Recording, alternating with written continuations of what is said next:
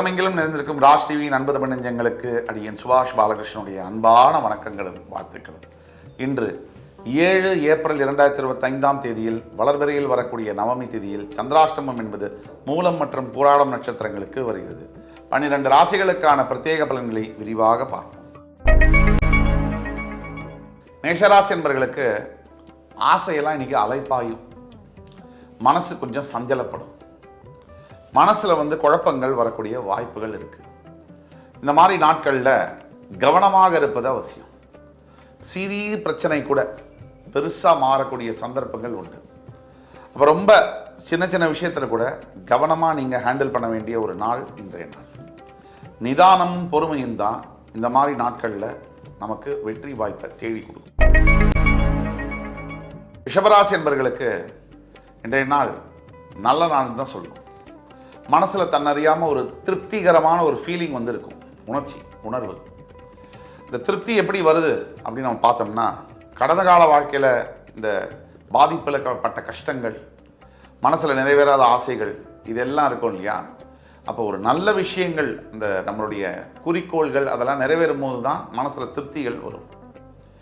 கணவன் மனைவி உறவுக்குள்ள பிரிவு முறிஞ்சு உறவு ஏற்படக்கூடிய திருப்தி, மாணவர்களுக்கு தேர்வில் வெற்றி பெறக்கூடிய திருப்தி, வேலை வாய்ப்பு புதுசாக கிடைச்ச இளைஞர்கள் எவ்வளோ திருப்தி அடைவாங்களோ அந்த திருப்தி, அப்பா அம்மாவுக்கு இதெல்லாம் செய்ய முடிஞ்சதே அப்படின்னு நினைக்கக்கூடிய மகள்கள் மனசில் வரக்கூடிய திருப்தி, பெற்ற பிள்ளைகள் சந்தோஷமாக இருக்கக்கூடிய பெற்றோர்கள் அவர்கள் மனசில் வரக்கூடிய திருப்தி, தன் பெத்த பசங்க பேர பசங்களாம் சந்தோஷமாக இருக்காங்களேன்னு பார்க்குற பெரியவர்களுடைய திருப்தி. ஆக திருப்திகரமான மிதுன ராசி என்பவர்களுக்கு சற்று பின்னடைவுகளை தரக்கூடிய நாள் தான் இன்று.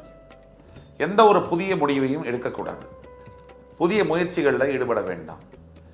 பொறுமையை காத்தால் வாழ்க்கை ஜாங்கிரி. இந்த நாள் என்னைக்குமே மறக்க முடியாத சில அனுபவங்களை தரும். அனுபவங்கள் தான் வாழ்க்கையில் வெற்றியை தரும், பக்குவத்தையும் தரும். அனுபவம் என்பதே வெற்றி, அப்படிதான் நம்ம பார்க்கணும். மிதுனராசி என்பவர்கள் பொறுமையை காக்க வேண்டும். கடகராசி என்பவர்களுக்கு மிகவும் லாபகரமான நாள். வியாபாரத்தில் மிகப்பெரிய உச்சத்தை எட்டக்கூடிய ஒரு நாள். பொருளாதார வரவில் மிகப்பெரிய அளவில் மேன்மை காணப்படும். பொதுவாக இன்னைக்கு வரைக்கும் இந்த பணம் வராது அப்படின்னு நம்ம நம்பிக்கிட்டு இருந்த பணமெல்லாம் திரும்பி வரும். சிம்மராசி என்பவர்களுக்கு அனைத்து விதமான நன்மைகளையும் தரக்கூடிய நாள். பொதுவாக சிம்மராசி என்பவர்கள் சின்ன விஷயத்துக்கு கூட ரொம்ப எமோஷனாக உணர்ச்சி பூர்வமாகிடுவாங்க. அப்படி அல்லாமல் இன்றைக்கு கொஞ்சம் உணர்ச்சியை கட்டுப்படுத்தி கொஞ்சம் யதார்த்தமாக சிந்திக்கும் பொழுது வாழ்க்கை நல்ல திசையில் பயணிக்கும். கன்னிராசி என்பவர்களுக்கு பெரிய உயர்வுகளை தரக்கூடிய நாள். பெரிய உயர்வுகள்னா மிகப்பெரிய உயர்வுகள், பதவி உயர்வுகள், சமுதாயத்தில் பேர் புகழ் அந்தஸ்து, குடும்பத்தில் மகிழ்ச்சி, புதிய குழந்தைகள் பிறப்பது, திருமணங்கள் நிச்சயிக்கப்படுவது போன்ற பெரிய திருப்திகரமான நாள் இன்று கன்னிராசி நேயர்களுக்கு. துலாம் ராசி என்பவர்களுக்கு மனசில் என்னவோ ஒரு பயம் ஆட்டி படைக்குது. இதுக்கு முன்னாடி நடந்த விஷயங்களை பற்றின சிந்தனைகள் ஓடிட்டே இருக்குது. இதுக்கு அப்புறம் என்ன நடக்குமோ அப்படிங்கிற ஒரு ஸ்திரமற்ற சூழ்நிலை நிலவிக்கிட்டே இருக்கு. இது அத்தனையும் ஒரு பக்கம் இருந்தாலும் கூட உங்களுடைய ராசி அதனுடைய கணிப்புப்படி உங்களுக்கு இந்த ஆண்டு வரக்கூடிய நாட்கள் எல்லாம் சிறப்பாக இருக்கு. நீங்க எந்த விதத்தை பற்றியும் பயப்பட வேண்டிய அவசியம் இல்லை. நீங்க கொஞ்சம் முயற்சியும் கொஞ்சம் உழைப்பும் போடும்பொழுது உங்களுடைய வாழ்க்கை மிகப்பெரிய உயரத்துக்கு போகிறதுக்கு ரெடியாக இருக்குது. அதனால் நீங்கள் பயம் என்பது தேவையில்லை. உங்களுடைய தன்னம்பிக்கை உங்களை காப்பாற்றி நிற்கும். ராசி என்பவர்களுக்கு மாணவ மாணவியர்களுக்கு, போட்டியாளர்களுக்கு, விளையாட்டுத்துறை வீரர்களுக்கு மிகப்பெரிய நாள். பெரிய வெற்றிகளை தேடித்தரக்கூடிய நாள். சாதாரண ஒரு வீராங்கனையாக இருந்தால் கூட எதிர்த்து நிற்கக்கூடிய மிகப்பெரிய பலமுள்ள வீராங்கனையும் ஜெயிக்கக்கூடிய தன்மை என்பது வேணும். அது கடவுள்கிட்டேருந்து தான் வரும். அப்படி பெரிய வெற்றிகளை, எதிர்பாராத பெரிய வெற்றிகளை கொடுக்கக்கூடிய ஒரு நாள். எதிலும் சளைத்து போகக்கூடிய ராசி இல்லை நீங்கள். எல்லாத்துலேயும் வெற்றி காணக்கூடிய உங்களுக்கு இன்றைக்கு முருகப்பெருமான் சத்தியமாக துணையுடன் இருப்பார். தனுசு ராசினியர்களுக்கு நாம என்ன சொன்னான்னு, எதை கேட்டாலும் மறுபடி ஒரே புள்ளிக்கு வரக்கூடிய தனுசு ராசினியர்களுக்கு கவலை என்பது தேவையில்லைன்னு நம்ம 1000 முறை சொல்றோம். கவலை தனுசு ராசிக்கு தேவையில்லை. கடவுள் உங்களை காத்து நிற்பார்.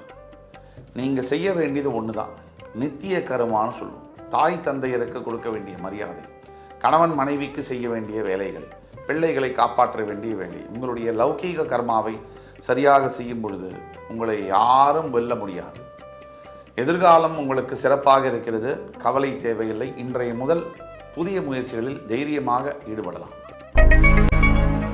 மகர ராசி என்பவர்களுக்கு நட்பின் உச்சத்திற்கே போகக்கூடிய மகரம். நண்பர்களால் இன்று பலன் உண்டு.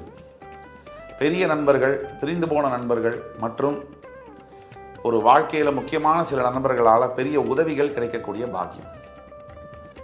நான் இருக்கேன், நீ கவலைப்படாத அப்படின்னு வார்த்தைக்காவது நல்ல உண்மையான வார்த்தைகளை சொல்லக்கூடிய ஒரு நண்பனை நீங்கள் இன்று பார்ப்பீர்கள். நண்பன் இன்றைய துணை உங்களுக்கு. கும்பராசினியர்களுக்கு திட்டமிடுதல் ரொம்ப அவசியம். இன்னைக்கு ஏதாவது ஒரு வேலை வாய்ப்புகள் வச்சுருக்கீங்கன்னு சொன்னால் கரெக்டாக திட்டமிடணும்.